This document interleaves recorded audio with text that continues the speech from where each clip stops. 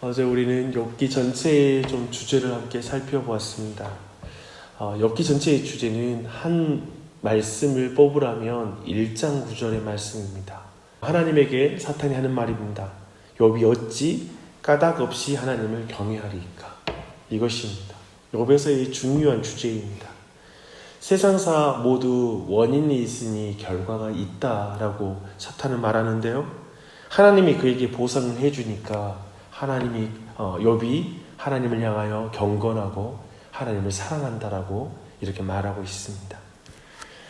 우리 모두는 기독교 신앙에서 기대하는 바가 있습니다. 그러나 그 기대하는 바가 다 깨져도 내가 예상하는 바를 하나님이 넘어가도 내가 원하는 바를 하나님이 들어주지 않으셔도 우리는 여전히 하나님을 존중하고 사랑할 수 있을까라는 것이 욥기의 중요한 주제입니다. 그래도 여전히 하나님이 내 꿈을 깨뜨리는 것 같은 상황 속에서도 하나님을 따를 수 있겠는가? 내 현실에서는 전혀 실제로 하나님께서 내가 기대하는 바를 내 삶으로는 전혀 보상이 주어지지 않아도 나는 여전히 하나님을 의지하겠는가? 라는 게 욥기가 가지고 있는 주제이죠. 굉장히 묵직하고 매우 현실적인 주제입니다. 우리는 욥기 1장과 2장 그리고 특별히 욥기 42장을 주로 설교하는 본문을 대해왔을 거예요. 그래서 대부분 욥기를 거의 설교하는 것을 듣지 못할 뿐만 아니라 욥기 안에서도 몇몇 특정한 본문으로만 설교하는 것을 많이 들었습니다. 특별히 오늘 통독 말씀 4장 말씀, 3장 말씀부터 시작해서부터는 우리는 하나님께 버림받았다고 생각하는 반지혜적이고 반신앙적인 그리고 반경건주의적인 탄식, 욥의 탄식을 우리는 만나게 됩니다. 3장 1절에 딱 보면 욥은 입을 열어서 자신의 생일을 저주합니다. 우리가 볼 때 너무 불편하게 보이는 그러한 탄식이 계속 이어지게 되죠. 그래서 사실은 욥기 1장과 2장, 42장만 본 사람은 너무나 이 본문을 대할 때 당혹스럽습니다. 너무나 불경건하게 보이고 그리고 너무나 반항적이고 거친 그런 욥을 만나기 때문에 그렇습니다. 욥이 탄식하고 새 친구가 그것에 대해서 반박하고 꼬리에 꼬리를 무는 그 논쟁, 대화, 그것이 3라운드에 거쳐서 진행이 됩니다. 우리는 이 장면에서 신앙이 좋다라는 게 뭔지에 대해서 한번 고민하게 됩니다. 우리는 신앙이 좋다라고 생각할 때 우리는 어떠한 반항적인 말, 거친 말, 그리고 정말 하나님 앞에 원망하듯 하는 말, 불평하는 말, 이런 것들은 신앙이 좋지 않다, 긍정적인 말을 해라, 아무런 어떠한 불신의 말을 해서는 안 된다, 그것이 신앙이 좋은 것이다 라는 것이 익숙했던 사람의 마음에서는 욥의 기도를 보면, 욥의 탄식을 보면 전혀 따라할 수도 없고 이건 말도 안 된다는 생각 때문에 아마도 그 모든 내용들에서 중요하게 하나님이 말씀하신 내용들을 많이 놓치고 있지 않나 생각됩니다. 하지만 욥기를 깊이 보려면 사실 3장부터 정말 우리가 기존의 설교를 듣지 않았던 욥의 탄식의 그 내용에 깊이 들어가야 됩니다. 우리는 오늘 그 말씀을 보는데요. 4장과 5장은 엘리바스의 첫 번째 욥을 향한 반박의 말씀, 그 말이 나오게 됩니다. 아마도 그는 세 친구 중에 가장 연장자였던 것으로 보입니다. 또 그리고 그는 특별히 경험이 많은 사람이었습니다. 나이가 많다라는 것, 우리가 그것을 존중하는 것은 인생의 여러 일들, 내가 경험했을, 젊은이들이 경험했을 내용들을 충분히 그도 경험했을 거다라는 것 때문에 우리가 어르신들을 존중하게 되죠. 특별히 12절 이하에 있는 말씀을 미루어 짐작하는데 그는 초월적인 하나님에 대한 신비한 체험을 가진 사람이었습니다. 체험적 지식을 갖는 것만큼 강력한 그리고 설득력 있는 지식이 어디 있겠습니까? 그런데 그는 욥이 지금까지 연약한 사람들과 고통을 받고 있는 사람들을 어떻게 위로했는지를 먼저 말합니다. 그리고 그가 어떻게 사는 사람들에게 힘을 주었는지를 회상시킵니다. 너 예전에 다른 사람을 위로하고 지금 너처럼 어려운 일을 당한 사람들을 돕는 자였지 라고 말하죠. 그러나 이제 너가 심한 고난을 당함으로 지금까지 그토록 믿고 의지하던 경건과 의로움은 지금 어디 있는 거니? 왜 너 그렇게 하나님께 원망하고 너의 생일을 저주하고 그러니? 라고 이렇게 먼저 묻습니다. 사실 이것은 엘리바스가 욥에게 믿음과 소망을 더하고 싶어서 위로하고자 하는 그런 말이었습니다. 너 예전에 안 그랬잖아. 다시 예전에 그 너의 마음 그 중심으로 돌아가야지, 이런 말입니다. 궁극적으로 의인은 망하지 않으며 정직하지 않은 끊어지지 않는다라는 믿음의 기초에서 엘리바스는 욥을 위로하고 있습니다. 엘리바스의 이 위로의 신학적인 기초는 심는 대로 거둔다, 인과응보의 원리로 그에게 위로하고 있습니다. 하나님은 의롭고 선하시며 인간의 선은 반드시 보상을 받게 돼 있다라는 것이죠. 그런 의미에서 인간의 악 또한 심은 대로 분명히 그 악에 대한 징계를 받게 돼 있다라고 말하는 것입니다. 성경은 분명히 이 사실을 말하고 있습니다. 그러나 인간의 입장에서 볼 때 우리는 우리에게 가장 선한 것이 무엇인지 항상 알지 못합니다. 그리고 하나님께서 실질적으로 이 세상을 정말 선으로 통치하시는가? 그리고 참으로 공의로 통치하시는가에 의문을 제기할 수 있는 그런 삶의 정황들과 환경들은 너무나 많습니다. 오히려 우리는 이 세상을 볼 때 하나님의 그 선하심과 모순되는 상황들을 더 많이 목격하게 됩니다. 이런 하나님의 선하심과 신비를 그저 아주 단순한 신학적인 논리, 인과응보의 원리, 심는 대로 거두는 거야 라는 원리로 모든 것을 그 안에, 이 상자 안에 넣어서 평가한다라는 것은 너무나 단순하고 편협하다라고 볼 수 있을 것입니다. 근데 엘리바스의 시도가 그것입니다. 엘리바스는 욥, 내가 고난을 당하고 있는 것은 너가 불의를 심었기 때문이야. 너가 죄지어서 이렇게 된 거야. 그러니 네 생일 저주하고 그러지 마. 하나님께 뭔가 원인이 있는 것처럼 그렇게 불경건하고 그렇게 반신앙적이며 그리고 그런 반항적으로 그렇게 말하지 마. 너무 귀에 거슬린다. 마치 이렇게 말하는 것입니다. 이것은 옳은 신학적 원칙을 그릇된 방식으로 적용하는 그런 예이기도 합니다. 엘리바스는 그 말을 하면서요, 또 아주 강력하게 근거를 말해요. 자신이 겪은 신비한 체험으로부터 욥을 향한 자신의 그 위로, 인과응보의 원리에 대한 확신을 더 강하게 말해요.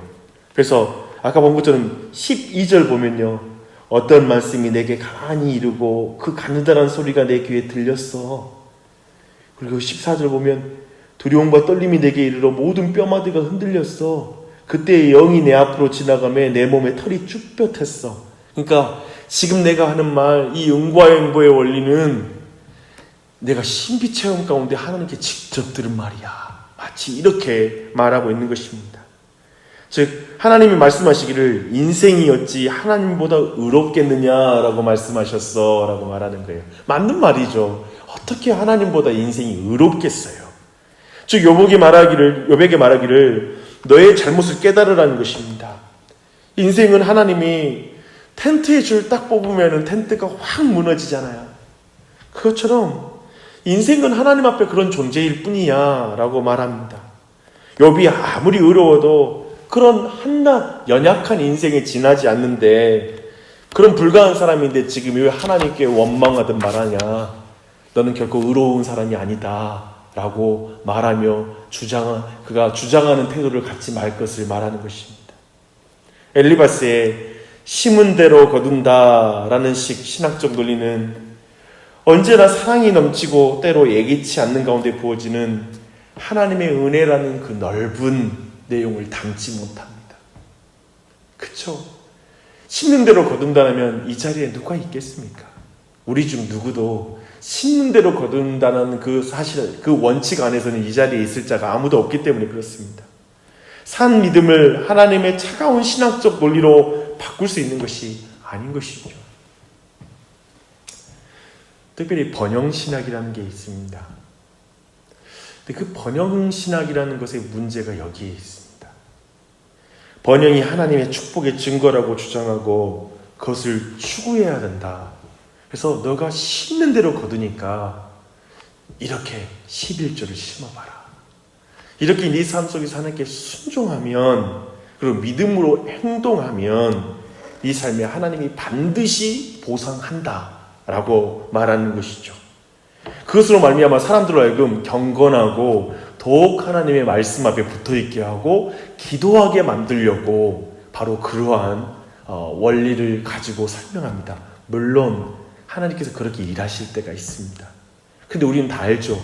이 세상에 항상 믿음 가운데 그대로 보상이 이루어지는 경우는, 그리고 그렇게 반드시 보상이 이루어진다고 말할 수는 없다는 것입니다. 경건함에 대한 모든 보상이 반드시 그런 식으로 이루어진다면 예수 그리스도가 십자가에 달려 죽으시는 것, 우리의 믿음의 선배들이 순교를 당하는 것을 어떻게 설명할 수 있겠습니까? 반드시 보상이 물질적으로 이루어진다라고 말할 수는 없는 것입니다. 엘리바스의 신학적인 논리 그 자체로는 맞는 것 같지만 마치 번영신학의 논리 속에 갇혀있는 것과 같습니다. 이 논리는 세상에서 복을 받고 잘 사는 사람들에게야 상처를 남기지 않겠지만 지금 욥과 같이 원인과 이유를 도무지 알지 못하고 고난을 당하는 사람에게는 너무나 상처가 되는 말이에요. 저는 기억나요. 너 잘 믿으면 지금 이렇지 않지. 너 뭔가 죄 지어서 이렇지라는 말이 때로는 어떤 사람들에게는 상처가 되는 말입니다. 고통스러운 말이에요.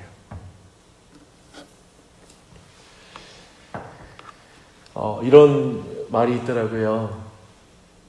지식은 무엇을 말하는지를 아는 것이고 지혜는 언제 그것을 말하는지 아는 것이다. 그런 영어 문장을 읽었습니다. 좀 더 엮이는 우리를 깊이 데려가죠. 조금 의미는 다르지만 엘리바스는 어쩌면 지식의 저주 그리고 체험의 저주에 빠진 것 같습니다. 자기가 알고 있는 것 그리고 자기가 체험한 것으로 다른 사람의 인생을 다 설명하려고 하고 말하려고 하는 버릇이죠. 그래서 도리어 무지한 상태, 어리석은 상태가 되어버린 게 바로 엘리바스의 저주입니다. 우리 자신도 그렇게 나아갈 때가 있죠. 우리의 판단하는 말, 불평하는 말, 내 삶을 내 기준, 내 생각으로 항상 규정하면서 거기에 갇혀서 고통을 느낄 때가 많습니다. 신앙을 하면서 그런 걸 배워요. 내가 아는 하나님 너머에 계신 하나님을 알아야 하는구나. 끊임없이 만나가야 하는구나. 라는 생각이 듭니다. 사실 하나님은 끊임없이 내가 하나님은 이런 분이야. 나는 이런 존재야. 라고 규정하는 걸 하나님이 너무 싫어하시더라고요. 하나님은 인생의 고난, 채찍, 어쩌면 그런 우리가 생각하고 있는 형식과 틀을 끊임없이 깨뜨리면서 들어오시는 것 같습니다. 그렇게 하시는 이유는 우리가 규정하는 하나님이 아니라 더 크신 하나님을 우리로 하여금 만나게 하기 위해서 그렇게 행하십니다. 우리 체험에, 우리 지식에 갇히지 않으시는 하나님이신 것입니다. 사실 욥의 인생 깨졌잖아요. 한 인생으로 얼마나 불쌍하고 안타깝습니까? 하지만 욥이 깨어지는 모습을 통해 하나님은 우리에게 하나님이 얼마나 크신 분이신지, 인과 율에 갇히신 분이 아니구나. 그저 심는 대로 거두는 식이 이게 신앙이 아니구나. 사실 하나님께서 우리의 생각을 깨고 들어오신 것이 무엇입니까? 하나님 당신이 죄인을 위해서 사람의 몸을 입고 이 땅에 들어오시는 것이 우리가 생각하는 모든 신관을 깨뜨리잖아요. 더군다나 그분께서 자신의 몸을 깨뜨리세요. 어떻게 죄인을 위해서 자신의 몸을 깨뜨리시지?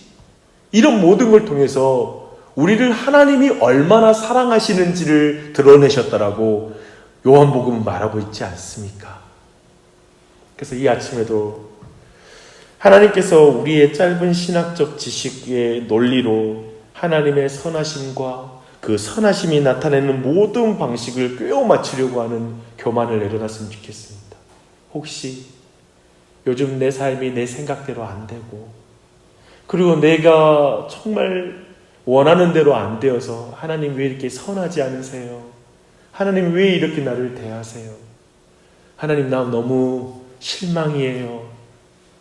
어쩌면 그렇게 교만함 가운데 있으면서 고통을 느끼고 있다면, 내 고정관념, 내 생각, 내 고집에 끝까지 하나님을 어떻게든지 맞춰보려고 내 안에 지금 하나님께 버티면서 하나님께 대항하고 있다라면, 언제나 예기치 않게 찾아오시고 역사하시는 하나님의 은혜와 사랑을 기대하는 역사 있기를 바랍니다. 오늘도 우리를 그걸 기대하십시다. 심는 대로 거둔다고 할 때 우리는 다 죽을 수밖에 없고 지옥으로 가야 하지만, 진짜 심는 대로 거둔 역사가 뭔지 아십니까? 예수 그리스도가 심는 대로 거두었는데 바로 우리입니다. 우리는 우리가 심는 대로 거두면 죽음밖에 없지만, 예수 그리스도가 내 대신 심으신 율법을 지키신, 율법에 따라 그 어긴 자들이 당해야 될 죽음을 이 땅 가운데 심으신 그 일을 통하여 우리가 그분을 믿음으로 구원을 얻는다는 사실입니다. 바로 우리 모두가 예수님이 심는 대로 거둔 존재인 줄 믿습니다. 그분을 믿는 믿음 가운데 혹 여러분 스스로 나 때문에 이래, 다 이게 내 연약함 탓이야, 자기를 자책하고 탄식하는 그 인과응보의 원리 속에 자기를 탓하고 있는 그런 모든 여러분에게도 예수 그리스도의 그 예수 공로를 의지하는 그 은혜가 이 한날에도 넘치기를 바랍니다. 그분 안에서 이 한날을 우리의 생각을 깨고 들어오신 하나님의 은혜 가운데 지는 한날이 되시길 바랍니다. 기도하시겠습니다.